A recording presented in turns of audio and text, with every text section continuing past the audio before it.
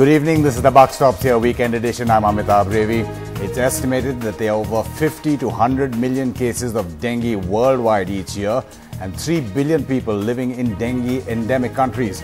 About 70% of the world's dengue cases are found in Asia, and India alone accounts for 34% of that total. This year, Delhi has already recorded the highest cases in the last 5 years. So the question, in fact, that we are asking is there an economic or class divide in treating dengue? 7-year-old Sumit Sharma, running a high temperature for the 5th day now, has tested positive for dengue. His father, a carpenter, says the hospital bills are beyond his meager salary. He adds, in the last 24 hours alone, the bills have gone beyond what his pocket can afford. उनको पहले fever था, उसके बाद test करवाए तो वहाँ जो है बता रहा था पहले टाइफाइड है, लेकिन यहाँ आने के बाद पता चला कि डेंगू है। सही से इलाज नहीं हो पा रहा था, संतुष्ट नहीं थे। वहाँ 4000 हुआ, वहाँ 4000 और 1500 पहले साढ़े 5000 रुपया हुआ। कोई रिश्तेदार आए थे, वो पैसा दिए, अभी मेरे पास पैसा नहीं था। As dengue cases rise in the capital, hospitals are seeing an influx. But doctors insist not all cases are serious. Very few become fatal. Although we are well equipped for treating the patients for viral fever and viral syndrome. Nowadays the patients are getting panicked, but nothing to worry about.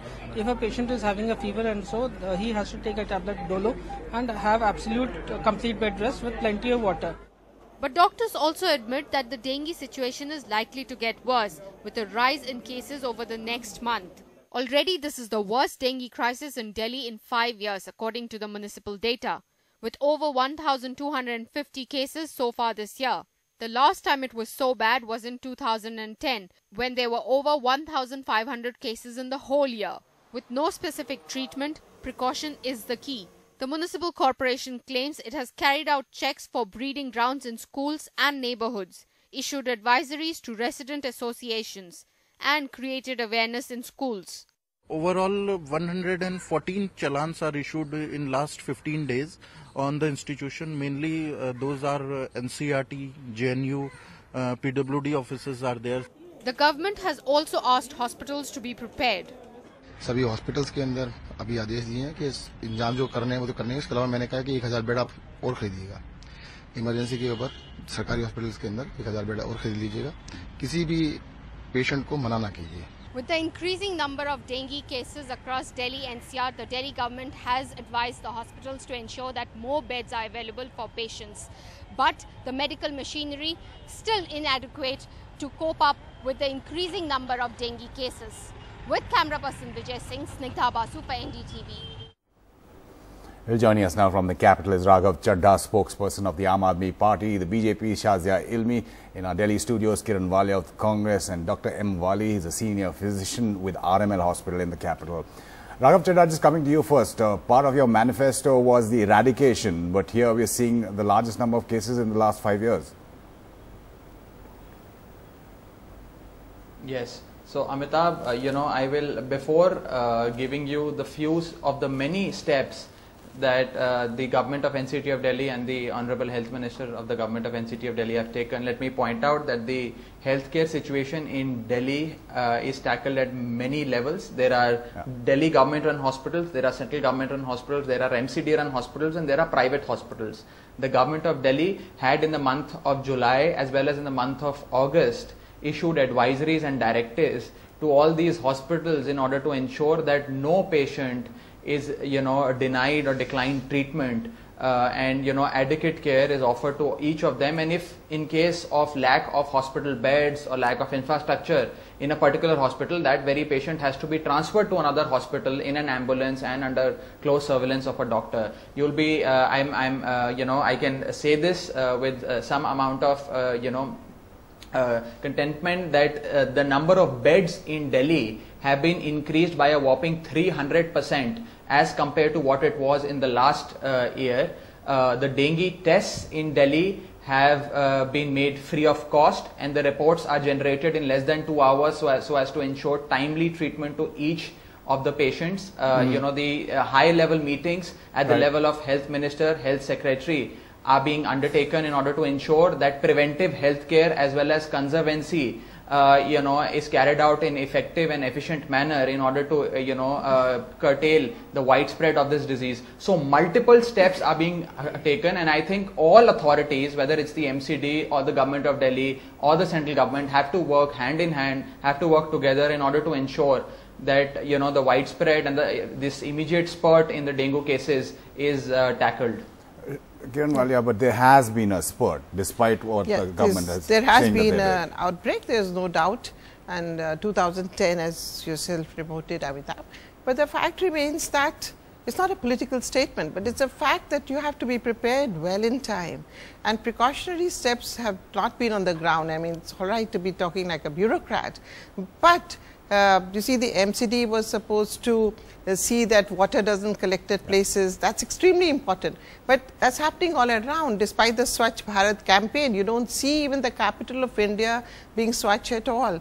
And then comes the government, because only the communicable diseases lie with the primary health care. Right. But the Delhi government is supposed to take. Now, we used to hold meetings well in advance, and knowing that, the rains would be coming, the floods would be there, with the MCD, with DDA, with all the authorities, with the police and everybody who mattered. Right. We also gave extra money doled out to MCD to somehow, not complain about shortage of money. But let me tell you that they're, who were supposed to be checking the breeding, instead they were busy collecting property tax. So one had to even write to the commissioner, I happen to be health minister, that that this is not to be done. So it's like going to schools, inspecting yourself, it's like ground level kind of addressal of the issue. Continuous. And also, like in the army, you can increase the number of beds, put up tents. What happened to this little child?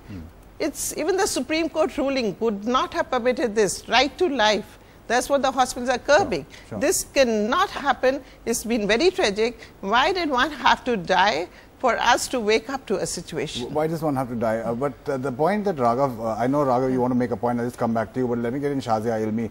The point that Raghav was making there, Shazia Ilmi, that maybe everyone's not working together, the MCD, of course, controlled by the BJP.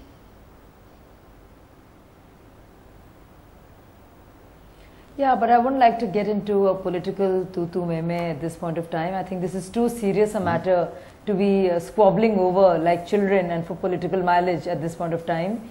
One can say a lot of things. One can say that the budget of health has been increased and so many announcements have been made on radio and crores have been spent, but little has been done to talk about dengue per se and the need for more hospital beds. I would like to agree with Kiran Walia ji when she said timely action should have been taken. But I also feel that even now, emergency measures, contingency measures need to be taken. Hospital beds would have to be there. I'm glad, I'm very happy about the fact that the show cause notices have been served to the hospitals. But this measure that has been taken right now of having to have 1,000 more beds to be made available could have been taken earlier. But I don't want to get into this MCD versus government, this tug of war that goes on. This is too serious a matter to be fighting over. And instead of talking about public announcements and praising yourself and singing odes to your own glory, I think more needs to be done by going to the people, talking about what really lurks around them, the dangers of this epidemic, so to speak. So I would really like to refrain from making any political remark at this point of time. Right. Dr. M. Wali, if I can bring you in there, yes. Do you think there's been enough awareness that has been created? Because this is an annual feature, and now we're seeing numbers, at least in Delhi and even across the country, 5-year highs. Yes, your channel have been doing a good job. Whole day I was watching, and especially the clean air campaign you were showing, that was very touching to my heart. Let me divide the story into two halves, 98% half and the 2% half. This 98% is that component of the story which we have to deal lightly and say the patient, reassure the patient, give him paracetamol, don't worry about the platelet counts and so on. But out of this 98, we do not know who will become that 2%, which I am going to talk very seriously, which leads to that, which leads to complication, fall in the blood platelet counts and death. This is a dangerous disease. I am going to repeat, this is a dangerous disease, but 98 out of 100 is not dangerous. This is a very, very scientific statement I am making today through your channel. So we have to be very careful, our doctors have to be very careful, our paramedics have to be very careful while dealing dengue cases. And this year I am seeing a new trend. I have been watching dengue in Delhi for last 20 years. Right. This year, the trend is different in two ways. First 2, 3, 4, 5 days, there is no drastic fall of platelet count. After the 5th day, when we are supposed to know that dengue has gone, the fever has gone, either the temperature falls below normal and the platelets keep falling up to 25,000. Why is that happening, doctor? This area is dangerous. Why is that happening? No, this is a behavior of the virus. Different virus, different virus. Let me complete. I have two more important points to make. One is that do not talk of platelets in the media between the doctor and patient. Talk of hematocrit. This is the thickness of the blood, concentration of the blood. Talk of fluids, talk of rest. Now, one more point I was going to make was diabetics, heart patient and cardiac patient, hypertensive, cardiac patient and diabetics. Very, very, very, very careful. I have said 4 times. It has to be very careful management. Because cardiac patients who have been through bypass or have stents, it is very difficult to stop aspirin, very difficult to stop clopidogrel, which has to be taken regularly. Number 2, hypertensive patients do take some diuretics, some other medicines, which have to be carefully monitored. Valuable. Then, diabetics do have statins or DPP-4 inhibitors or metformin. These 3 drugs are very dangerous. Similarly, statins for heart disease and hypertensive patients.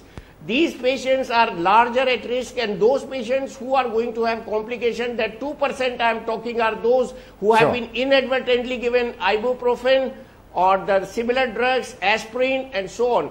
This is a very dangerous area and everybody should be sensitized instead of platelet count. Forget about platelet count.